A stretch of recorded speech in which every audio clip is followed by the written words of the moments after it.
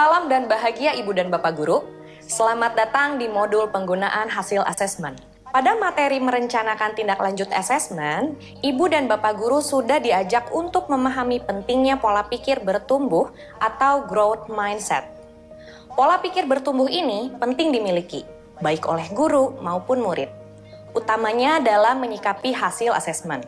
Lalu, bagaimana penerapan pola pikir bertumbuh tersebut dalam perencanaan tindak lanjut hasil asesmen? Pada materi ini, Ibu dan Bapak Guru akan diajak untuk mempelajari contoh perencanaan tindak lanjut pada mata pelajaran Bahasa Inggris di SMP.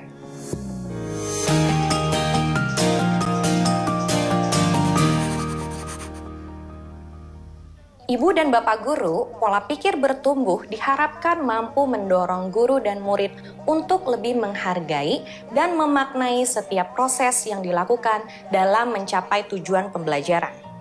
Pada materi merencanakan tindak lanjut asesmen, disampaikan bahwa dalam menerapkan pola pikir bertumbuh, guru setidaknya harus memahami 7 hal berikut.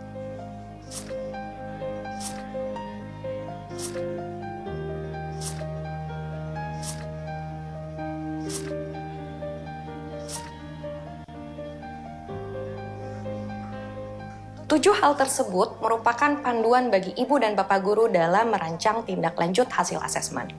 Selanjutnya, mari kita pelajari bagaimana penerapan pola pikir bertumbuh tersebut dalam melakukan perencanaan tindak lanjut hasil asesmen dalam pembelajaran Bahasa Inggris di SMP. Bu Aida adalah guru Bahasa Inggris di kelas 9. Dalam pembelajaran kali ini, murid diharapkan dapat merancang dan menulis teks tulisan deskriptif tentang produk khas daerah yang dimiliki atau disukai. Untuk mencapai tujuan pembelajaran tersebut, Bu Aida meminta murid membawa produk khas daerah yang mereka miliki atau sukai. Murid harus menuliskan deskriptif teks terkait produk tersebut dan menceritakan dengan intonasi dan pengucapan yang baik. Selama proses pembelajaran, Bu Aida menilai kompetensi murid secara menyeluruh. Penilaian sikap dilakukan melalui observasi dan penilaian antar teman. Adapun sikap yang ditekankan pada penilaian kali ini adalah sikap kerjasama dan disiplin. Penilaian pengetahuan dan keterampilan dinilai melalui teks yang ditulis oleh murid. Murid juga diajak untuk melakukan penilaian terhadap teks karya temannya dengan menggunakan rubrik yang sudah Bu Aida siapkan. Dari penilaian yang dilakukan, Bu Aida mendapatkan data sebagai berikut. Yang pertama, sebagian murid masih menyalin deskriptif teks dari internet dan diakui sebagai karyanya. Yang kedua, beberapa murid merasa tidak dilibatkan secara aktif selama proses pembelajaran. Yang ketiga, sebagian murid masih mengalami kesulitan dalam menerapkan unsur kebahasaan yang tepat dalam deskriptif teks. Dan yang keempat, sebagian murid dengan kemampuan yang lebih baik enggan bekerja sama dengan murid lainnya. Data tersebut merupakan data pribadi bagi Bu Aida, sehingga Bu Aida tidak perlu menyampaikannya kepada siapapun. Guru hanya perlu menyampaikan temuan tersebut secara umum dan menggambarkan perilaku yang diamati selama pembelajaran. Setelah mendapatkan data tersebut, Bu Aida pun merencanakan kegiatan sebagai berikut. Yang pertama, mengapresiasi kinerja murid. Yang kedua, meminta umpan balik kepada murid, baik secara terbuka melalui kegiatan diskusi kelas maupun tertutup melalui angket terkait pelaksanaan pembelajaran.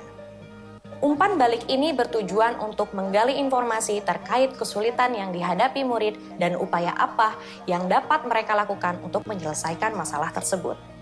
Yang ketiga, mengajak murid untuk melakukan refleksi mengenai tindakan plagiat atau penggunaan sumber lain, khususnya dari internet. Dan yang keempat, memfasilitasi murid untuk mendapatkan penguatan materi mengenai unsur kebahasaan dalam deskriptif teks. Guru dapat memfasilitasi murid dengan berbagai cara sesuai kebutuhan murid. Guru dapat menggunakan hasil umpan balik dari murid untuk menemukan cara yang lebih tepat. Guru juga dapat menggunakan pertanyaan-pertanyaan refleksi untuk mendapatkan informasi tersebut. Ibu dan Bapak Guru dapat menggunakan pertanyaan-pertanyaan refleksi seperti yang telah dipelajari pada modul, refleksi dalam pembelajaran, materi, refleksi sebagai bagian dari pembelajaran di SMP, SMA, atau SMK. Ibu dan Bapak Guru, dari praktik Bu Aida tadi, kita dapat melihat cara menggunakan asesmen untuk merencanakan kegiatan pembelajaran berikutnya.